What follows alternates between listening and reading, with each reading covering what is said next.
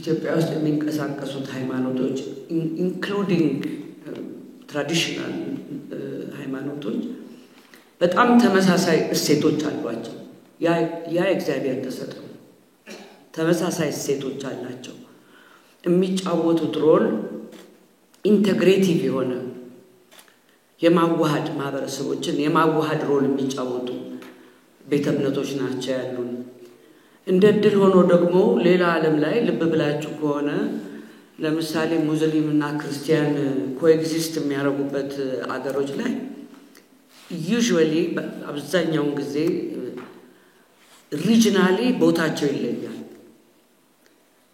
ወይ ሰሜንና ደቡብ ወይ ምዕራብና ምስራቅ ይሆናል ኢትዮጵያ ውስጥ ግን ሁሉ ክልሎች ውስጥ ሁሉ ሃይማኖት አለ ይሄ እኮ ትልቅ ጸጋ ነው ምክንያቱም አሁን እንደምታውቁት በማንነታችን እንዳንዋደድ ከፍተኛ ስራ ተሰርቶ አሁን በምንቸገርበት ወቅት እንደዚህ አይነት በሃይማኖት ማንነት ክፎች እንደሚፈልጉት በሚፈልጉት ደረጃ ግጭት የለም እግዚአብሔር ይመስገን ግጭት የለም ብቻ ሳይሆን በጣም በሚገርም አይነት የሚተባበሩ የሚደጋገፉ ማህበረሰቦች ነው የሚታዩት አልፎ አልፎ ሊኖር ይችላል ግጭት ግን ያሉን አሁን ጠንካራ ተቋም የኢትዮጵያ ሃይማኖት ተቋማትና በዙሪያቸው የሚንቀሳቀሱ ኃይሎች ናቸው ጠንካራ ያልፈረሰ የመጠላላትና የመጠፋፋት ዓላማ የሌላቸው ተቋማት ሃይማኖት ተቋማት ናቸው እና የምክክር ኮሚሽን ይሄንን በመገንዘብ ጭምር ነው ለዚህ ለትብብርና ለድጋፍ እናንተን ይፈልገው ምክንያቱም one of the የቀረን ጠንካራ ተቋማት ማለት ነውና የሃይማኖት ተቋማት ጋራ የሚሰሩ አክቲቪስቶችና ምሁራንን ድጋፍ እንፈልጋለንና ሶስት ፌዝ አለው እንግዲህ አሁን እንደሚመስለኝ በጣም ልንታገዝ የምንችለው ምክንያቱም እሴታችሁ የኢትዮጵያን ሰላም እንደሚፈልግ ስለሚታወቅ እዛ ላይ ብዙ መነጋገር አያስፈልገንም ግን በምን መልክ ድጋፋችሁ ይጠቅመናል የሚለው ነውና ሶስት ፌዝ አለው ከምክክሩ ጉባኤ በፊት በምክክሩ ጉባኤ ወቅት ምክክሩ ጉባኤ ጨርሶ ደግሞ ውሳኔዎች ከተላለፉ በኋላ የሚኖር ሶስት ወቅት ነውና በጣም ቁልፉ ጊዜ የሚመስለኝ አሁን ከምክክሩ በፊት ሊሰሩ የሚገባቸው ጉዳዮችና በቤተ እምነት አማካኝነት ህዝቦችን ማግኘትና ህዝቦችን ይሄንን ፕሮሰስ ማሳወቅ መቻል ትልቁ ስራ ሞቢላይዝ ማድረግ በዚህ በሚደረጉት ሰበካዎችም ሆነ ከማህበረሰቦች ጋር በሚደረግ ግንኙነት ቤተ እምነቶች ሊረዱን ይችላሉ ይሄ ምክክር ምን እንደሆነ ዓላማው ምን እንደሆነ ውጤቱ ምን ሊሆን እንደሚችል ህዝብ ካወቀ ከፍተኛ ስራ ተሰርቷል ማለት ነው ከዛ እንግዲህ ወደፊት ከሃይማኖት ተቋማት ጋር ቁጭለን በመናዘጋጀው ሜሞራንደም የሚወሰን የሚሆነው በምክክሩ ወቅት ምን አይነት ሚና ሃይማኖት ተቋማት እንደሚጫወቱ እንግዲህ ምክክሩ እየተካሄደ ሊገጥሙ በሚችሉ ችግሮች በተለያዩ ስራዎች ላይ የሃይማኖት ተቋማት ያግዙናል ያንን እንግዲህ ዘርዘር ባለመንኩ እንሄድበት ይሆናል ሶስተኛ ምክክሩ ካለቀ በኋላ በሚገኙት ውጤቶች ላይ የሃይማኖት ተቋማት ያን ውጤቶቹን ያለፋት ምን እንዳስገኘ ያው ለመማናት ማሳወቅ ከዛ በኋላ መደረግ ያለባቸው ጥንቃቄዎች ላይ መስራት ይሄ ይመስለኛል እና እንጃኔ በጣም ልቤ ሙሉ የሚሆነው በኢትዮጵያ ውስጥ ባሉ ተቋማት ማህበረሰባት ብዙ ችግር ባለበት ወቅት እንደ ሃይማኖት ተቋማት all denominations ላይ እምነት አለ ምክክር ኮሚሽኑ በእናንተ ላይ በእነዚህ ተቋማት ላይ እምነት አለው የእናንተ እገዛ እንፈልጋለን አቅጣጫ የማስያዝ ምን አይነት ሰፖርት በምን መልክ የሚለው ነው እንጂ ለኢትዮጵያ መሻገር አንድ ትልቅ ኢንስትሩመንት ይሆናል ብለን የምንገምተው የሃይማኖት ተቋማትን ነው ስለዚህ ዛሬ መታችሁ አዳምጣችሁናል። በየአቅጣጫው በያላችሁበት ቤተ እምነት አካባቢ ይሄንን ችግር ይሄንን ድጋፍ ጥያቄ እንድታሰማኑልን እንፈልጋለን። እነዚህ የሚያገናኙን በርካታ ነገሮች አሉ። ግን ይሄ መንፈሳዊ የሆነው እምነት ያለን ምንድነው ችግራችን? ስርዓተ ጸሎቶቹ ላይ ብቻ ነው እንጂ መንፈሳዊው ነገር ላይ ግድፈቶች አሉ። ለምንድነው እንደዚህ የምለው? ኢትዮጵያውያን በጣም አማኞች ናቸው። 98% ስታቲስቲክሶችን እንጠቅሳለን። ነገር ግን ህመም አለ ውስጣችን፣ ቁስሎች አሉ። እነዛን ቁስሎች ሌላ ሰው መጥቶ አይፈውስልንም። ይሄ የኢትዮጵያ ሀገራዊ ምክክር ትልቁ ዕድላችን ነው። ታሪካዊ በደሎች የምንለው ለምሳሌ አንድ ወንድሜ ቅድም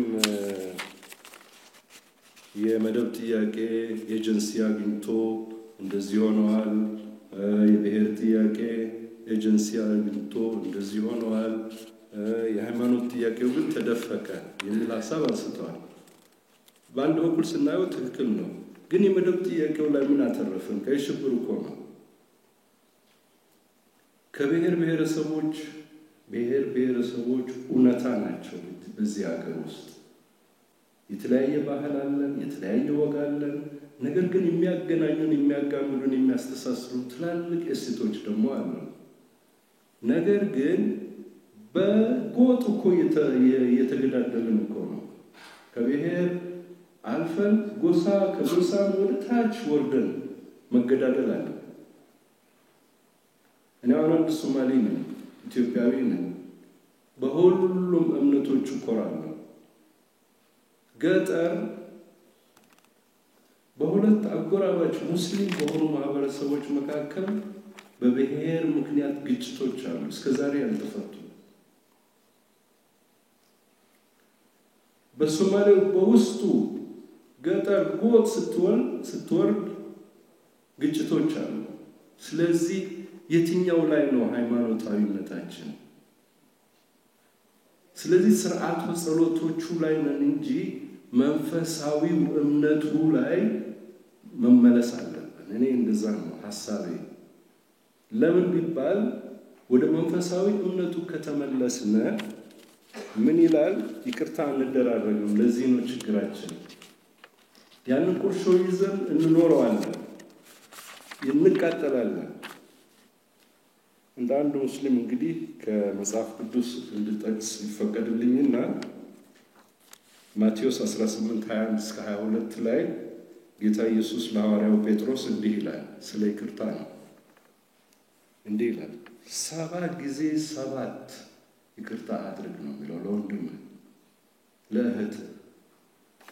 ጌታ ኢየሱስ ክርስቶስ ቁጥሩን ነው የፈለገው 490 ጊዜ ብቻ ይቅርታ እንድንባባል አይደለም። ኢንዩመሪካሊ ነው፣ ሲምቦሊክ ነው። ይሄ የተጠቀሰው ለማስተማሪያነት ብቻ ነው እንጂ ዘላለም ቁርሾን ይዘህ አትኑር የሚለው በአጽንኦት ለማስቀመጥ ነው። በቁርአን ውስጥ ሱረት الرعد ይላል፣ ነጎድጓድ ምዕራፍ ነው። ይሄ ለምንድነው ዘና ባለ ሱራ ውስጥ ያልተጠቀሰው? በጣም ስለሚያምነው ህመም ስለሆነ ነው። ምን ይላል? ان الله لا يغير ما بقوم حتى يغيروا ما بانفسهم። አላህ ወይ ፈጣሪ ሰዎች ራሳቸው በውስጣቸው ያለውን ችግር ራሳቸው ካልፈቱት አይፈታላቸውም። ቅድሚያ ነው ለመስጠት የፈለገው እንጂ አላህን እኮ አይሳነውም ችግሮቹን መፍታት። በአንድ ኩን ፈየኩን እኮ ይላል። ሁን ከሆነ ሚሆን እኮ ነው። ነገር ግን ለማስተማር ውስጣችሁን ተመልከቱ። ይሄ አገራዊ ምክክር ወንድሞቼ እህቶቼ፣ ክርስቲያን ሆነን ሙስሊም ሆነን አይሁዶች በኢትዮጵያ ውስጥ አሉና ሁላችንም አህሉል ኪታብ ነን። የመጽሐፍ የቅዱሳን መጽሐፍ ሰዎች ነን። ስለዚህ ውስጣችንን መፈተሽ አለብን። ይሄ የኢትዮጵያ ሀገራዊ ምክክር ይሄንን እድል ይሰጠናል። በጣም ደስ ከሚሉ ነገሮች ቤተ እምነቶች በራሳቸው ተመካክረው አጀንዳ ሰጥተዋል። በጋራ የሚመክሩበት አውድም ይኖራል። ይሄ ችግሮቻችንን እንድንፈታ ወደ ኋላ የተመለስን ስንሆን አሁን ወደ ኋላ ስንመለስ እኮ የታሪክ እስረኞች መሆን የለብንም።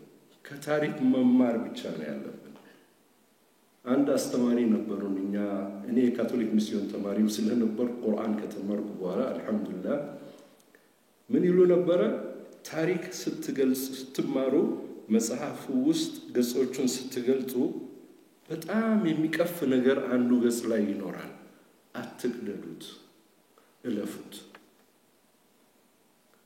ከታሪካችን የታሪክ እስረኛ መሆን ሳይሆን ከታሪካችን መማር ነው ያለብን። እነዛ ያንን በደል የፈጸሙ ሰዎች እኮ ዛሬ ከኛ መሃል አይደሉም። እኛ ነን ዛሬ ያለነው። ለትውልድ ምንድነው የምናስተላልፈው የሚለው ነው ዋናው መሆን ያለበት። እኛ ቁርሾ ይዘን እኛ ተበዳይነት ይዘን እኛ ዞሮብን ትውልዱንም የዞረበት እንዳናደርገው ነው። ትልቁ የሀገራዊ ምክክር ሂደትም ይሄን ይመስላል። ለሰጣችሁን ምክሮች ላስቀመጣችሁልን ሐሳቦች በሙሉ በጣም ከልብ እናመሰግናችኋለን። ምክንያቱም እስከ ዛሬ ድረስ የተጓዝነው በእናንተ ጸሎት ብርታት ነው። እቺ ሀገር እኮ በመድፍና በታንክ ብቻ አትጠበቅም። በጸሎት የምትጠበቅ ሀገር ናት ኢትዮጵያ። ስለዚህ ላበረከታችሁልን ሐሳቦች እንወስዳቸዋለን፣ ከናንተ እንማራለን። እኛ ለማስተማር አይደለም ስራችን፣ ከናንተ ለመማር ነው። እናንተ የሀገሪቱ ምሰሶ ናችሁ።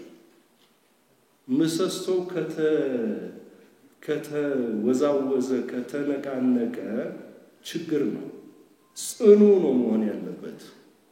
እጅ ለእጅ ተያይዛችሁ ሌላውን የምታስተምሩት ስለ ትውልድ የምናስተላልፈው መልእክት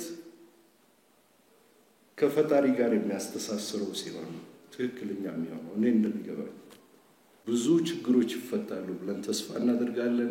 የኢትዮጵያ ሀገራዊ ምክክር ኮሚሽን እኮ በዚህ ሂደት ሁሉንም የሀገሪቱ ችግሮች በአንድ አፍታ ሊፈታ አይችልም። ወሳኝ የሆኑ ጉዳዮች ቅድም ተጠቅሶ ነበር። ተመካክረን ተግባብተን ከዛስ ሰዋት የሚል ጥያቄ ተነስቶ ነበር ይመስልኛል። እሳቱ ካሰነፈካት ከነሞት እና በዚህ ሂደት ውስጥ የአዋጁን አንድ ሁለት ፍሬ ላንብባቸው። ሁለት ምዕራፎች ወይም ሁለት ንዑሳን አንቀጾች ላንብባቸው። የኮሚሽኑ ዓላማ ይልና 5 ይላል ንዑስ አንቀጽ። ለዘመናት ሲንከባለሉ የመጡ ውስጣዊ ችግሮችን በምክክር ወይም በውይይት ለመፍታት የሚያስችል የፖለቲካ ባህል ለማዳበርና ለዲሞክራሲያዊ ስርዓት ግንባታ ምቹ መደላድል መፍጠር ነው። ይሄ ትልቅ ነው። ስድስተኛው ደግሞ ወቅታዊ ችግሮች ዘላቂ በሆነ መንገድ ተፈተው አስተማማኝ ሰላም የሚረጋገጥበትን የፖለቲካና የማህበራዊ መደላድል ማመቻቸት። ከዛ 7 እያለ ይቀጥልና ለሀገራዊ መግባባትና ጠንካራ ቅቡልነት ያለው ሀገረ መንግስት ለመገንባት ጽኑ መሰረት መጣል ናቸው ይላል።